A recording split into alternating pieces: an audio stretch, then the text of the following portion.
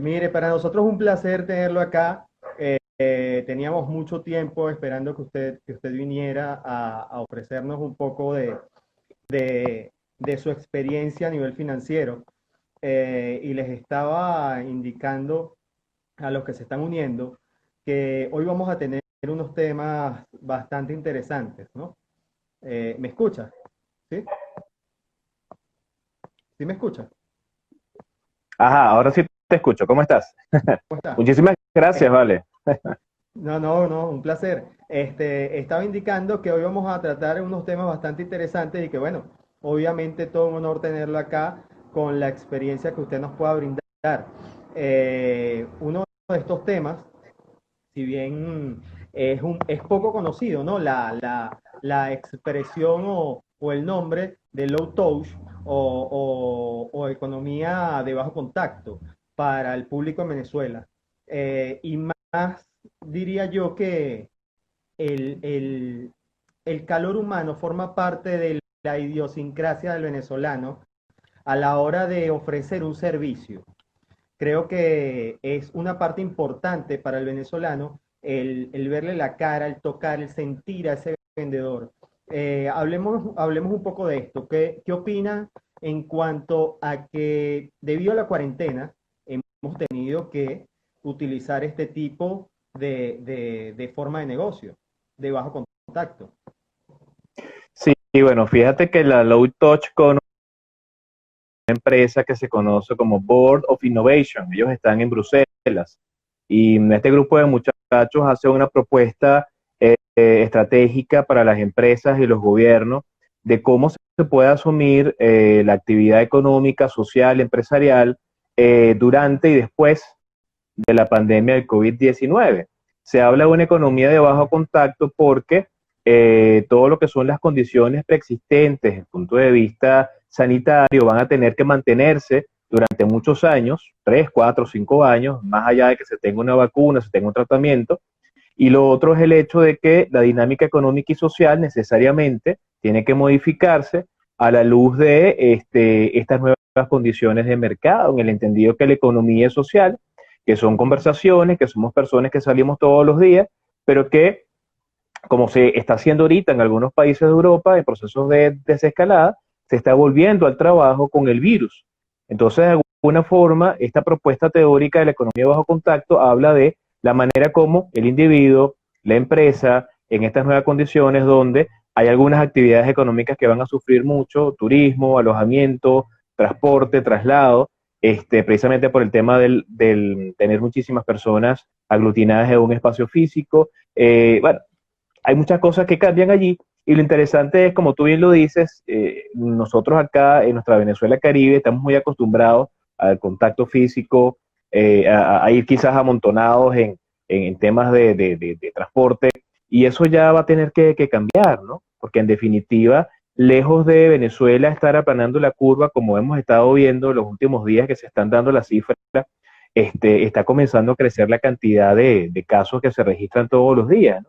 Y se está anunciando que ya para 1 de junio algunos sectores de la actividad económica van a reiniciar. Entonces, más un tema de la empresa y la persona, cómo va a asumir este reinicio de actividades, porque todavía estamos en riesgo.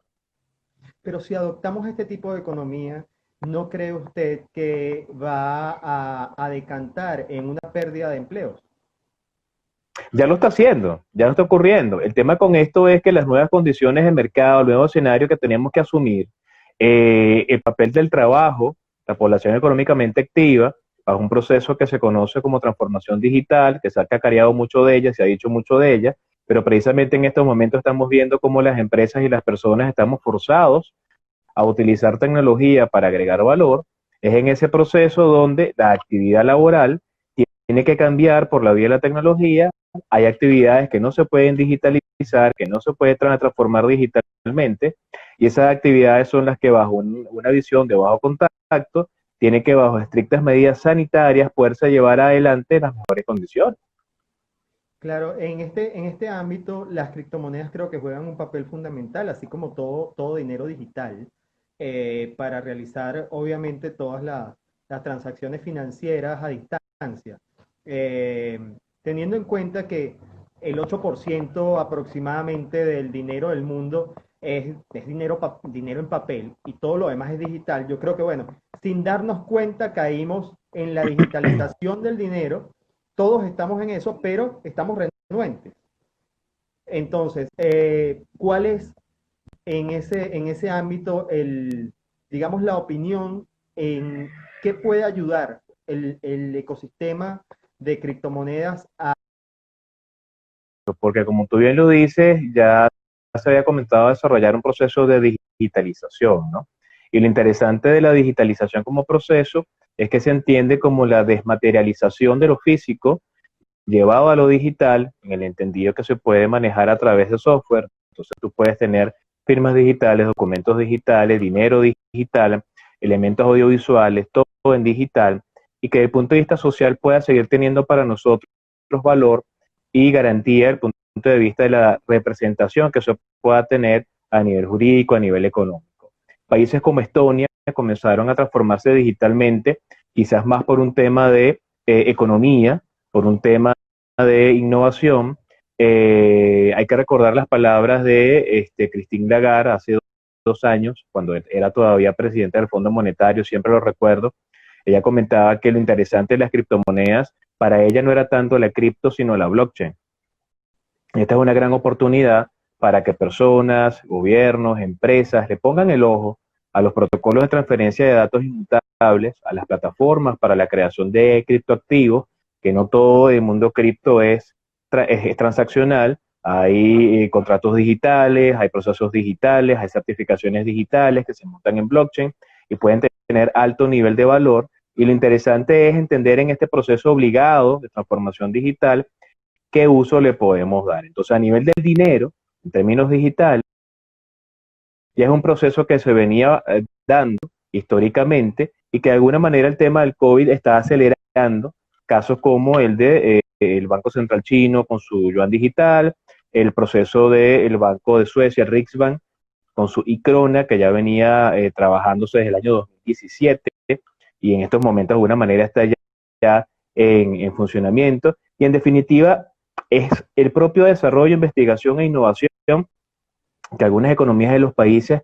han cifrado en el tema tecnológico y en la blockchain y evidentemente en el tema cripto como una medida interesante de hibridación de pagos e incluso en el mediano plazo, ya después de 11 años de historia, convertirse en el medio de pago formal de algunas empresas, personas en algunos países. Eh, Según las investigaciones, el 40% de la población de Venezuela tiene acceso real a Internet. ¿Cómo, cómo comenzaríamos una adopción en un país que un 60% todavía no tiene acceso a un medio digital? ¿Cuáles serían los pasos a seguir? Mira, por ahí hay un artículo que salió, no recuerdo si fue en Diario Bitcoin, donde yo decía a todo grito que Venezuela no es una criptonación, ¿no? Todavía.